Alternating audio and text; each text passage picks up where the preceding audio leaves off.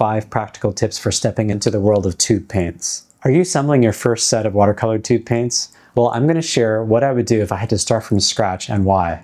You've probably been painting with the half pans that come with most watercolor sets, and now you're ready to step into the world of tube paints. But why leave the comfort of pans? With a tube, you get a moist and fluid paint that you can squeeze out for instant flowing color. It doesn't require as much water to create a puddle of paint, so you can start covering the area you need and cover a larger area more easily. And even though a single 15 milliliter tube costs more than a half pan in a set, a single tube can refill a pan multiple times. So it can actually save you money in the end. You can create your own custom palette by filling up and refilling your own pans, and one of the biggest benefits is being able to use full pans so you can use a larger brush to pick up more paint. But if you're like I was, you see all these brands and varieties out there and it's hard to know where to start. It can be pretty intimidating and you don't want to waste money. Recently, one of my students asked me how she should pick which watercolor tube paints she should buy, and it inspired me to figure out how I would approach this again today. Just before we get into the 5 practical tips for stepping into the world of tube paints, you'll see me refer to brands that I have the most experience with. They're not necessarily the best or the only brands for you, but if you're like me, you just need someone to recommend some brands so you have some place to start. This is about exploring for yourself to find what you like and what works best for you. And if you're curious, you can watch me demo these brands in the final step. All right, let's get into it. Number 1, start with what you already reach for. When you're ready to move from a pan set to tubes, the most natural place to start with is with the colors that you already know that you like and love. Look at your favorite pan set and ask yourself, which colors do I actually use? Which ones are running low? Which ones do I keep coming back to? And the key question is this: which primary colors do you already prefer? Which red, yellow, and blue are you using most of the time? Start with those. Those are your colors. They've already become part of your signature and the basis of your style. There's no reason to abandon them just because you want to try tube paints. In fact, your first job is simply to find their equivalents in tube form from recommended brands. And if your goal right now is to do this as cheaply as possible, you can't go wrong by sticking with just the primaries. Now, the thing you should keep an open mind about is that paints vary across all of the different brands, even paints that have the same name. Start with the colors that you already like. This way you have more of a direct comparison. You already know what that color should look like to you, which means you'll immediately be able to tell whether the new version is performing the way you'd expect. I also think that having a small set of colors you really understand is worth a lot more than a drawer full of tubes you may never touch.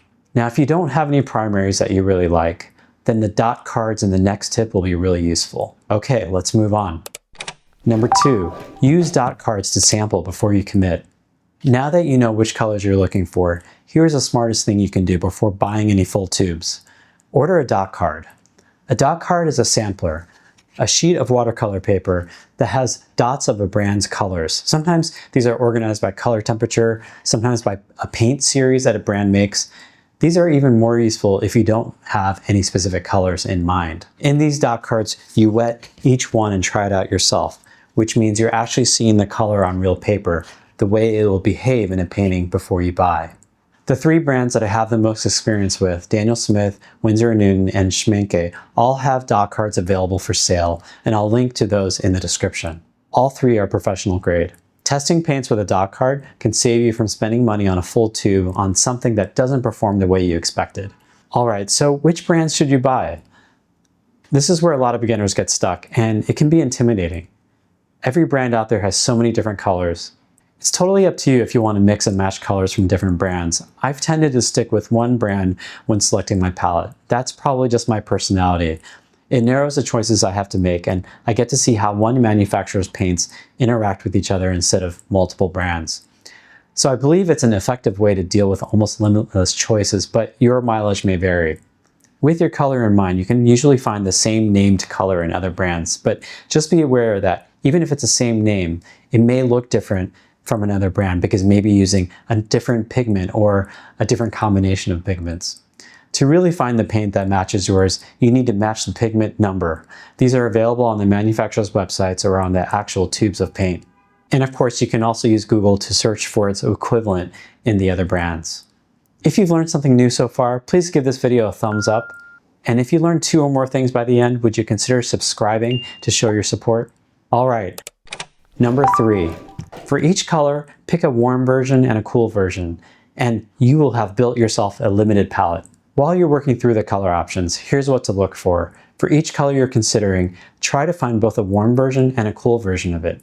And if you do that across all 3 primaries, red, yellow, and blue, you've just designed what's called a limited palette based on split primaries. 6 colors total. I recently talked about the reasons to pay attention to color temperature in another video, but when you're building your palette, this is your chance to intentionally slot in cool and warm versions of your favorite colors. When you choose a warm and a cool version of each primary and mix from those, you're forced to actually mix the colors you need. If you can't just grab a ready-made green, you'll figure out how to build it from your yellow and blue. And you'll also figure out how to warm up or cool down that mixed color if needed. And through that process, you'll accelerate your understanding of color. The principles start to click because you're working them out with the colors you have on hand. All of the brands in this video publish warm and cool ratings for their paints, but each do it differently. It's enough for a separate deep dive, but just be aware that you can find the information, and I'll link those resources in the description. I'd have them open while you're working through your dot cards. They're a great reference for making sure you're getting genuine range across temperatures.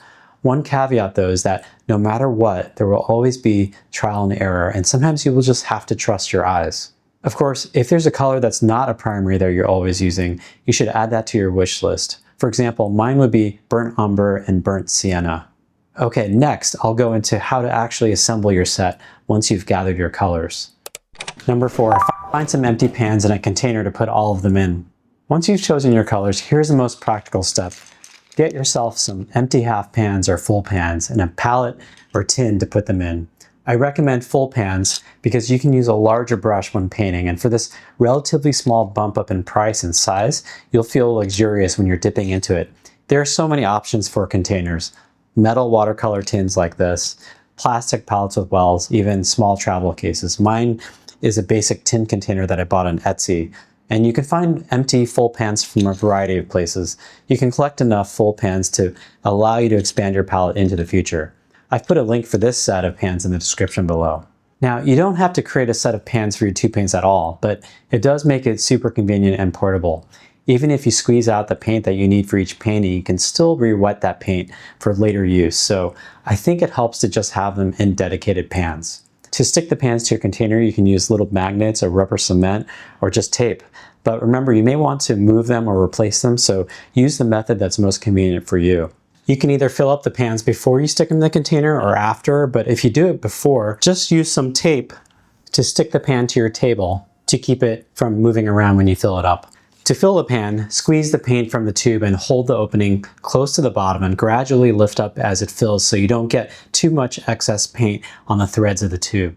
It will shrink a bit, so don't worry if you end up going higher than the edge. And then it usually takes about 12 hours for it to fully set. You can see here that it starts to dry pretty quickly. This is 2 hours later, and then by the next morning, it's completely dry. And you can see now that this has shrunk a bit from the top. I recommend labeling the pans somehow too, like this, and then arrange them in a way that makes sense to you. I arrange mine generally in the order of color temperature from left to right. This is warm going cooler. What you end up with is a pan set with exactly the colors you chose in professional grade paint and organized the way you want. This is honestly one of my favorite things about working with tubes. You can have the convenience of a portable pan set, but you have full control over what's in it. And when the color runs out, you just refill it from the tube. Painting from tube paints like this is really enjoyable because you can just keep reactivating the dried paint.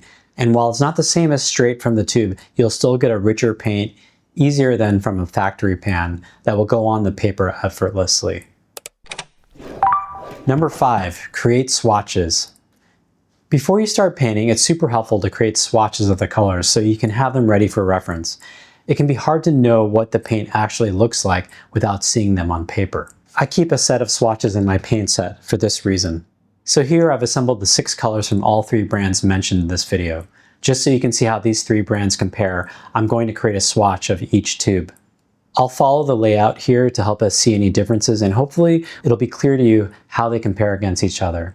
But just remember that they can look different to you based on whatever screen you're watching this on. And so I'm not trying to persuade you either way toward one of these brands. If anything, I hope you'll see how subjective this can be and that there isn't a right or wrong way to go about this. Before I begin, I write down the names of each color for easy reference. I've chosen my Daniel Smith primaries that I use often, and here are the colors from the other brands that are as close to mine as I could determine. That's based on the exact same name and confirmed by the pigment number that I looked up. Sometimes the color name is different even though the pigment is the same, and there is definitely some trial and error here. And with the subtle differences in some of these colors, you just have to rely on your eyes sometimes, and also you can consult the manufacturer's color maps to confirm your hunches about whether they lean cool or warm. Definitely comment below if you have any reactions to these colors. So you can see there are some real and some slight differences between these brands and their different colors. I can't say objectively that any are better than the others. It really comes down to what you respond to and what you're painting. But if you're ready to invest in something that will grow with you, you can't go wrong by starting with any of these three brands. If you're new to watercolor painting, I've put together a one-page chart of essential supplies to consider when getting started. Check out the link in the description to download it for free. I'm Francis Shui, a working artist based here in New York City. If you enjoyed this, please like, share, and subscribe to show your support. And from here, check out the last two videos on watercolor tips and color principles I wish I'd known as a beginner. Until the next time, go and paint.